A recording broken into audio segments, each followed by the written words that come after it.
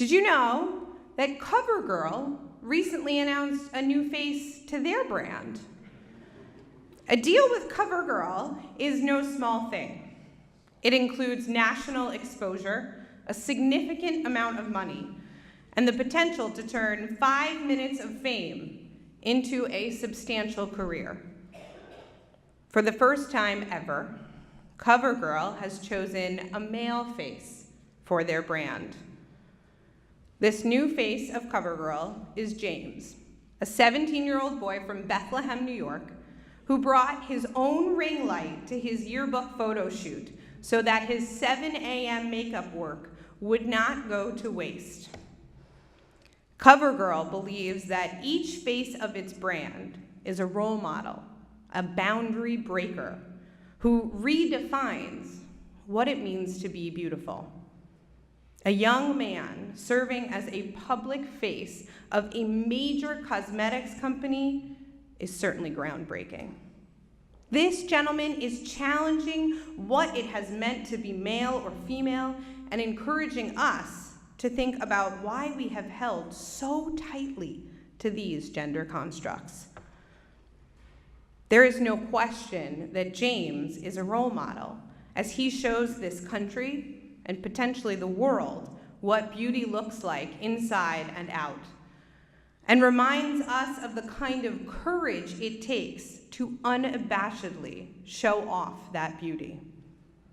This is yet another step on the road of making us all more aware of the fluidity of our once concrete and oh-so-binary gender system, and hopefully helping to make it more normative, more acceptable, and maybe even embraced in our society. Through James's step into the spotlight, I find a newly brightened path, guiding our world to break out of the confining boxes of acceptable behaviors and expressions of self. I don't know about yours, but my feminist and inclusivity role models are smiling about James. On Sunday night, we begin the holiday of Sukkot. We will sit inside the sukkah with its open and in some places non-existent walls and a beautiful schach that allows us to see each star in the sky. We will feel and see and smell nature, not fully protected from the wind or the rain. And after just finishing Yom Kippur, a day of reflection, of fasting, of prayer and repentance, the sensations we take in within the open sukkah may be even more intense. But this is what makes the transition from Yom Kippur to Sukkot quite elegant. When are we more ready to be open to the world, to hear it, to see it, taste it, and experience it, than when we are stripped down and vulnerable? During Sukkot, however, we are supposed to do more than just experience the nature surrounding our booths. During this holiday, we are to engage in ushpizin, inviting guests into our sukkah to sit and dine with us. The idea of ushpizin is that these guests should represent 7 of our greatest Jewish ancestors and leaders, from Abraham to Moses to David. The custom has become one where we invite a different guest each night into our sukkah, with each one reminding us of another attribute of God that we can aspire towards. To do this, we cannot merely sit at the table.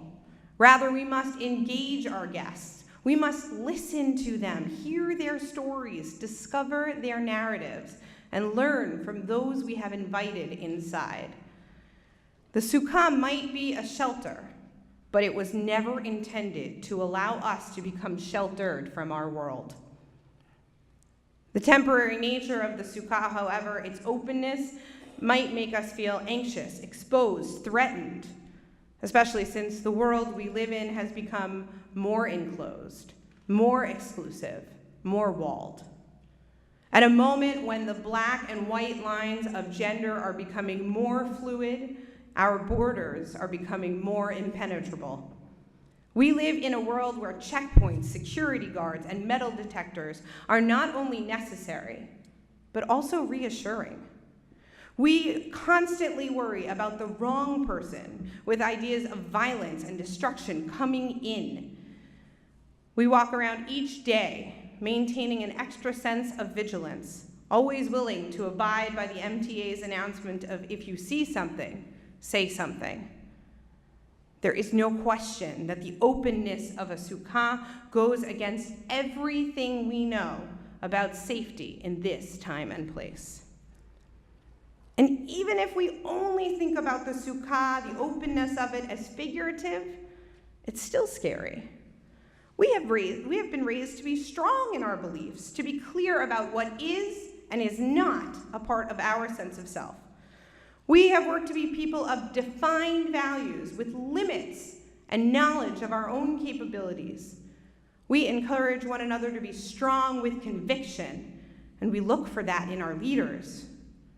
Of course, we worry that if we open ourselves up to the others, we will lose our own sense of self.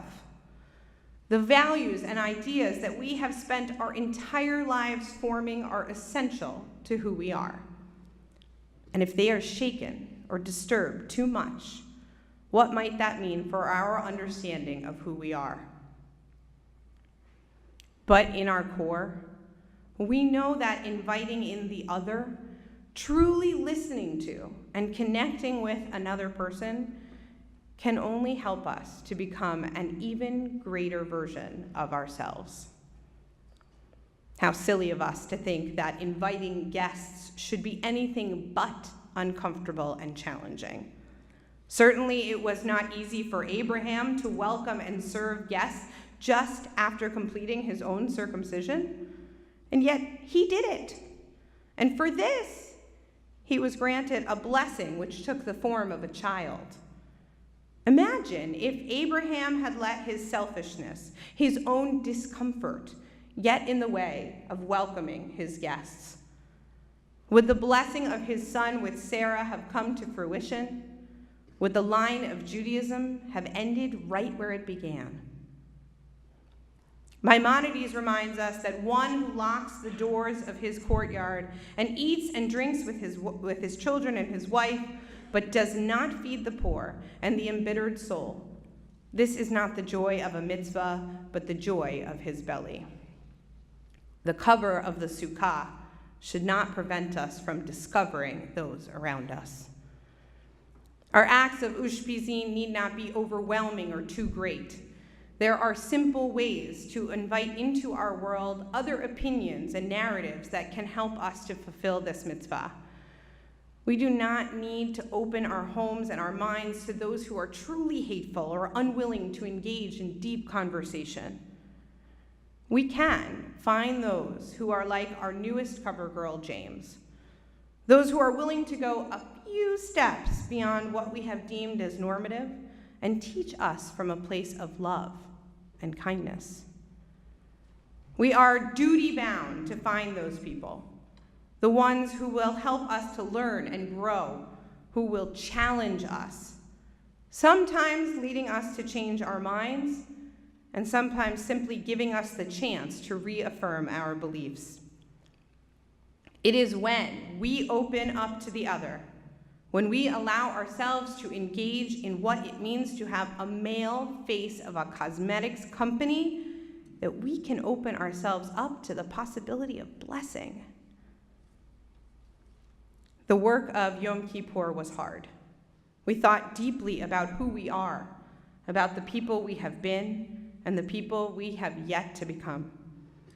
We asked for forgiveness from God and for those around us, and even more, we gave forgiveness for those things we never thought we could. And now it seems impossible to open up anymore. Rabbi David Wolpe, a colleague in Los Angeles, said, "After repenting, it is important to begin building. First, repair the soul, then we change the world." Let us repair our souls by engaging with the other and challenging ourselves. Let us rebuild the world by learning how to be better people, more open like our sukkah. Let us be brave like James and like CoverGirl, and take risks that will only make the starlight coming through our slach that much brighter.